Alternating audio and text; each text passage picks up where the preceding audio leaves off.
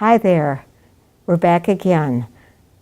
As you know, I'm doing a series of my spiritual power tools and explaining to you just how these spiritual power tools came into existence.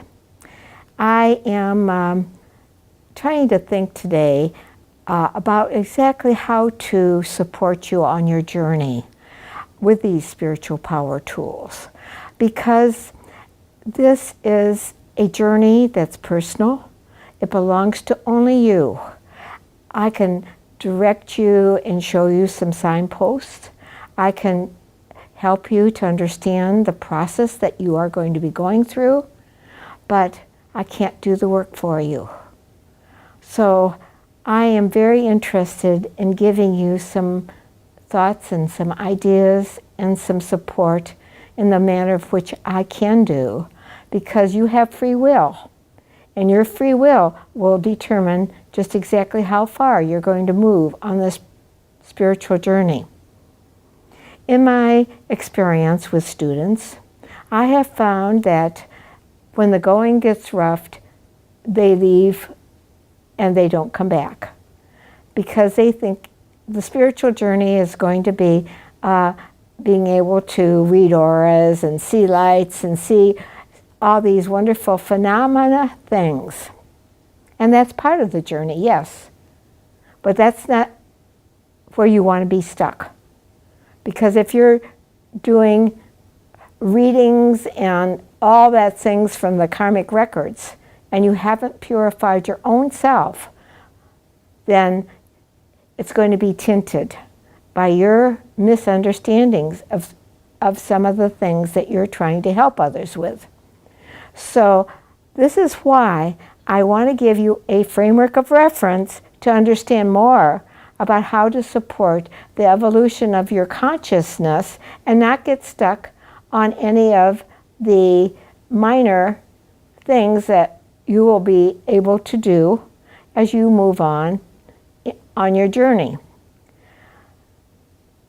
You know, I think that one of the most important things for me on this journey was to recognize that once I got on the train called the spiritual journey, and I started climbing up the mountain, so to speak, there was little stops that I made on the journey upward. And each stop had its reason for being there. But I went and took that step, got off the train, started to learn what I needed to learn at that point, and then I had to get back on the train and go to my next step. So I began to look at this journey as going on a train, directed to oneness, directed to understanding my whole self, not my puny little personality self, but my whole self in the infinite, the absolute, the infinite intelligence of this planet. Sometimes I call it cosmic consciousness, the absolute.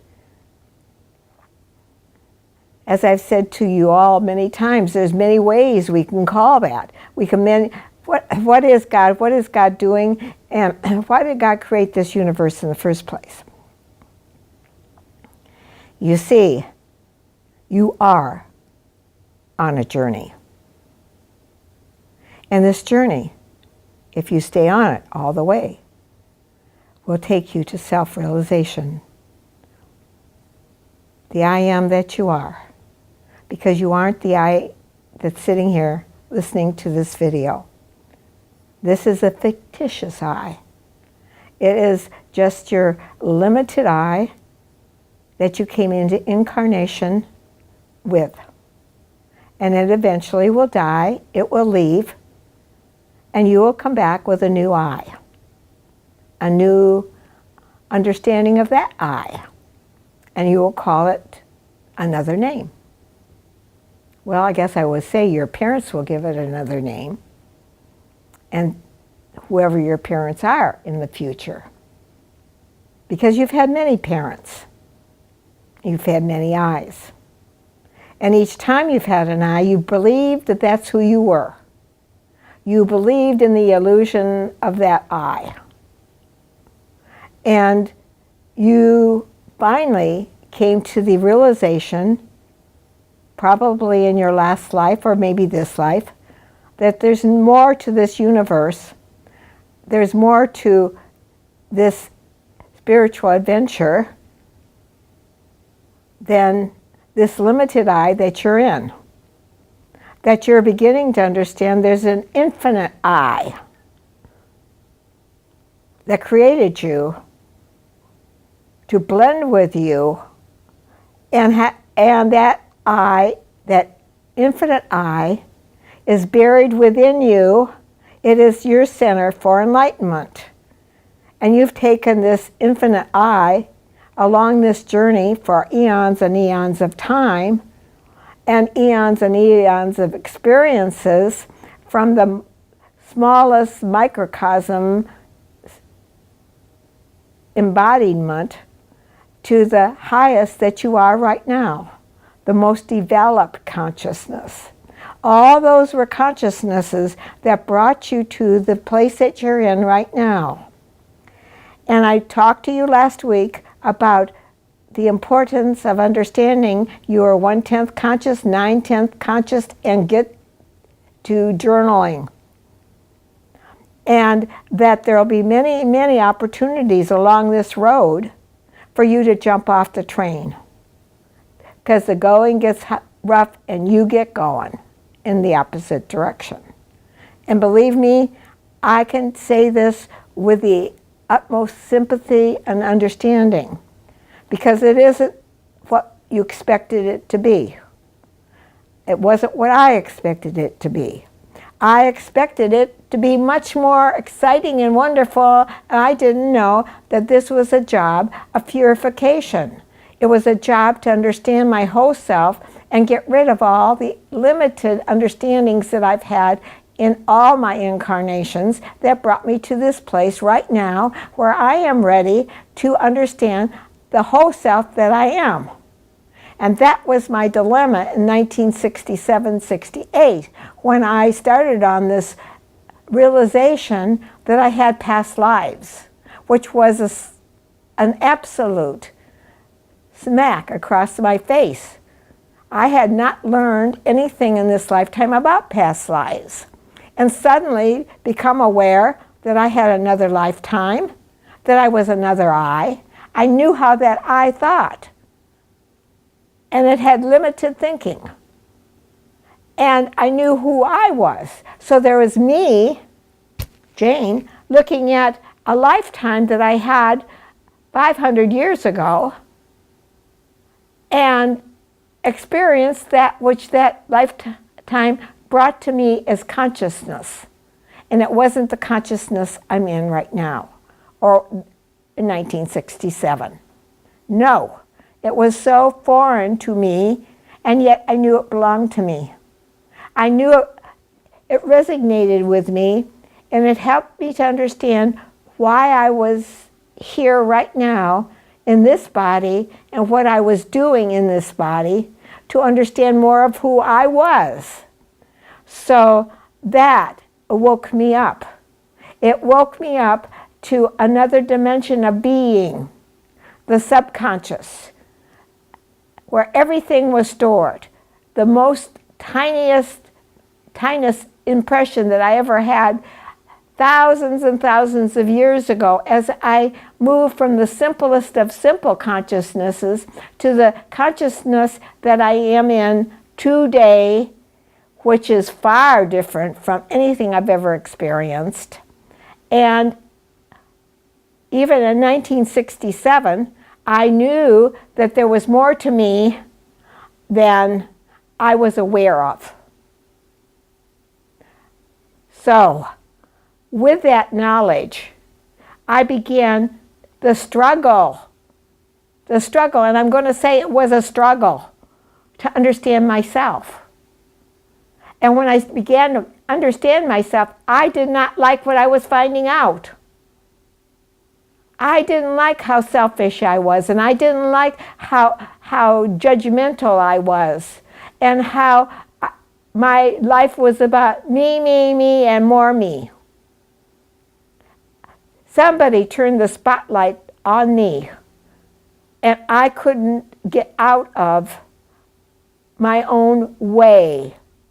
I had to go beyond what I thought I was. I had to think beyond the limited self that I was, and I had no idea how to do it.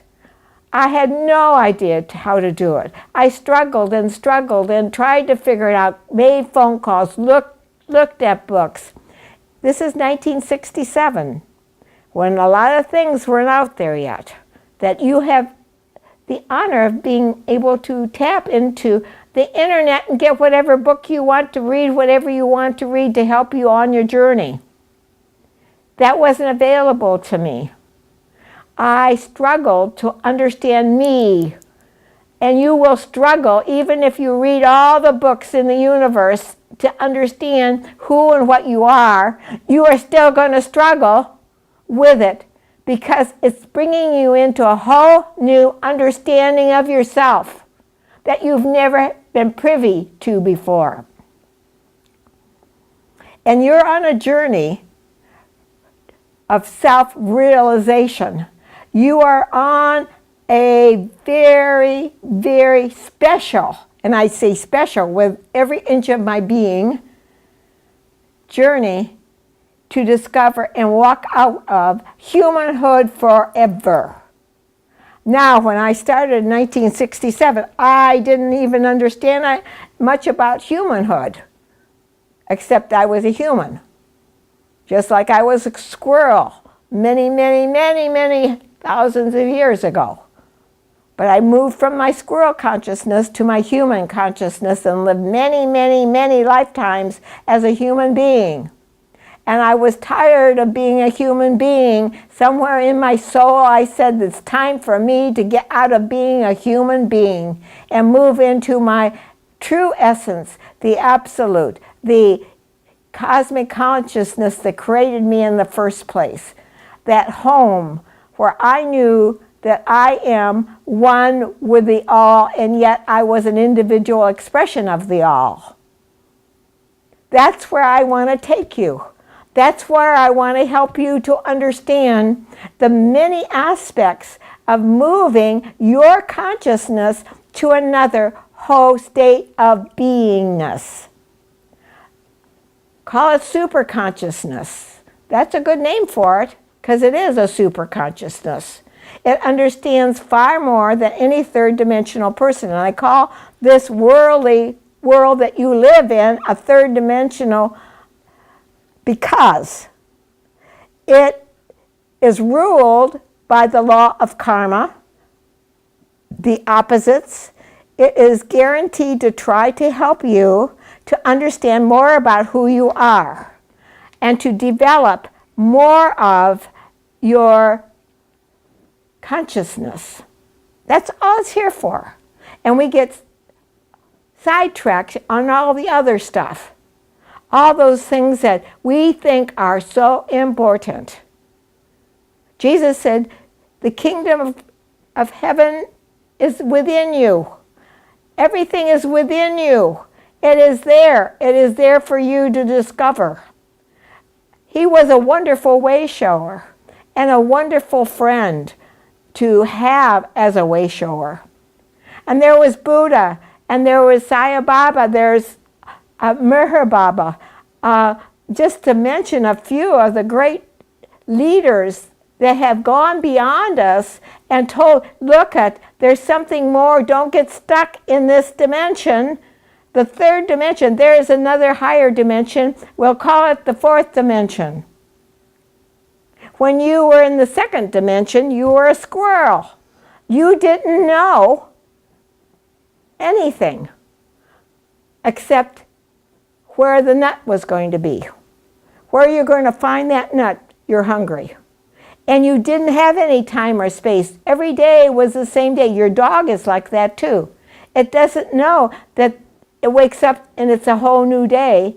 It just goes to sleep, wakes up, it has no ability to understand time and space.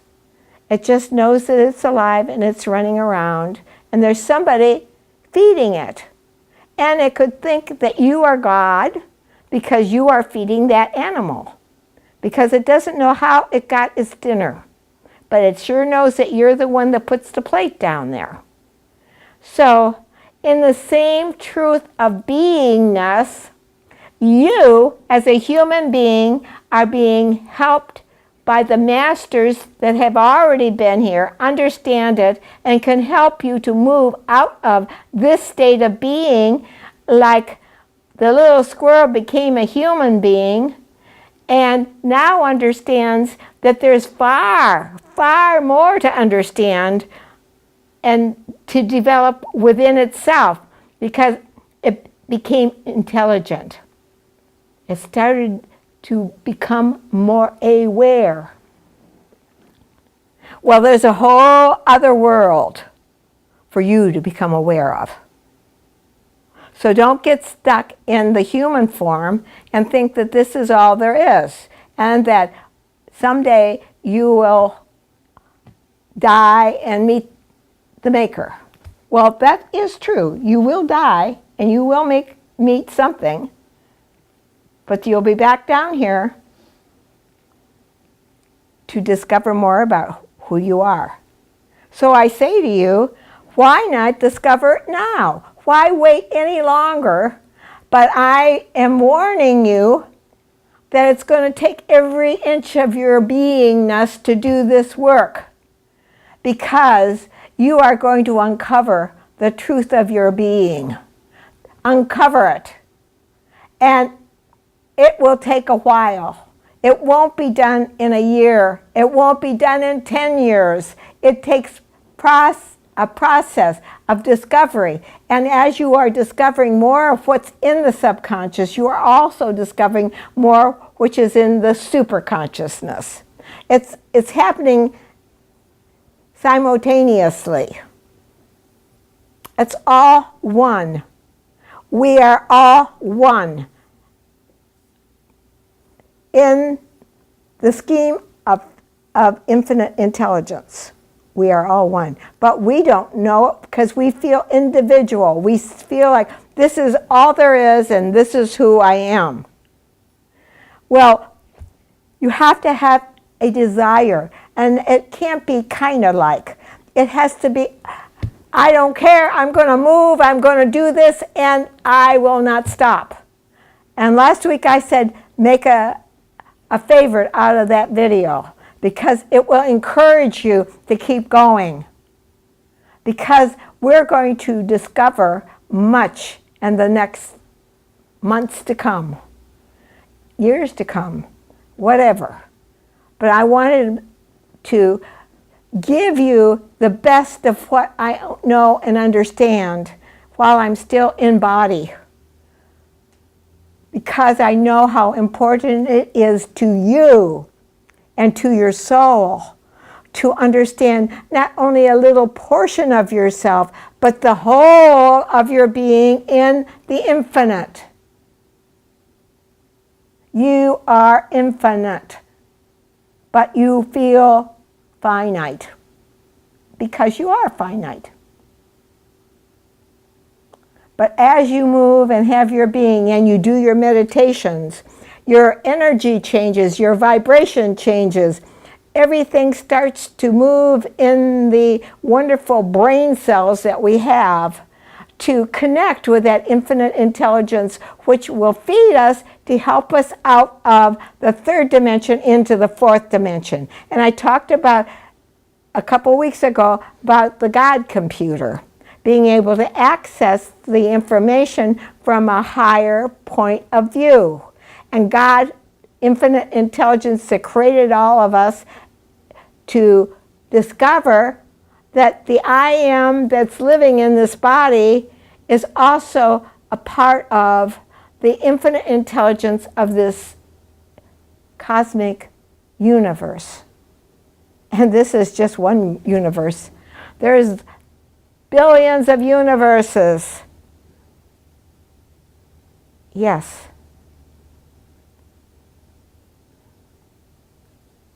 I am very sincere. I am extremely sincere in helping you. This is my life.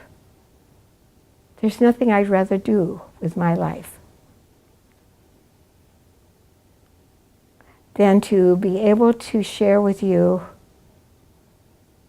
my knowledge, my understanding, and my I am presence. Because the journey for me was the greatest thing I ever did for myself in any lifetime. Would I go back to that girl, 1967? She was 33, 34 years old? No. No. I would never go back there.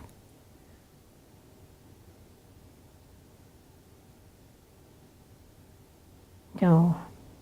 And think about where you are right now. Think about what is really important to you. Think about your desires, and I've talked to you about desires over and over again, and how important your desires are, and how important your will is. These are two very important things, will and desire. I can't give you my will because that's individual. I wish I could. I can support your will and love you for who you are right now and be willing to do whatever I can to help you to move into a new state of beingness, because that's what you're going to move into, a new state of beingness. Easter is coming. It's so close around the corner. And our wonderful way shower, Jesus, who died on the cross, to show us we have to cross off our humanhood to move into Godhood. That was that sacrifice that he made to show humanity that you have to give up the limited self to know God in you. The Father and I are one, he said. And I am willing to die to show you that you too will have to crucify your own limited self to move into your God self. But you have to do it. Just like Jesus had to die on the cross to make the demonstration. And you have to die on your own cross. The cross you've bear for many, many, many, many lifetimes. And free yourself. And move out of all limitations into the I am presence of your true identity. I and the Father are one, said Jesus. And so are you. He made that demonstration. So there would be a time when you would look at that cross and understand that cross is about letting go of your limited self, letting go of that little I, and becoming truly, truly one with the infinite, the Father, whatever you want to call it, cosmic consciousness, the absolute, infinite intelligence. It's all one. You see, there's no separation here. It's all one. So as we move forward, and I hope that you will make the commitment, because next week I'm going to talk about what the difference is between the third and fourth dimension. And this you want to hear. And this you want to participate. So next week, bring your spiritual power tool when you sit down to listen to my video on page 17. There is the third dimension and there's the fourth dimension. And what it is to live in the third dimension. And you will understand, because that's where you live. and how to live in the fourth and what that means for you individually. We have to do it for ourselves. We have to pull ourselves out of the third and move into the fourth. And only we can do it. Only personally we can do it. So look at your commitment. Look at your desire. And next week, I'm going to start talking about the third and fourth dimension. Have your book ready, because I want you to see why I put this into my spiritual power tool book and why it's important to you and why it was important to me to understand myself in the third. And as I moved into the fourth, I began to understand the difference between what I was letting go and what I was getting. So just like we hate to let the old jalopy go, but when we see that we could be driving a very fast, wonderful new car that'll go 10 times, 1,000 times faster than the old car, that encourages us to give up the old jalopy, so to speak. You're going to give up the old jalopy because your third dimension is your old jalopy and move into a much higher vibration and energy, which is going to support your journey up the mountain of consciousness. See you next week. Bring your books, page 17. Bye-bye for now.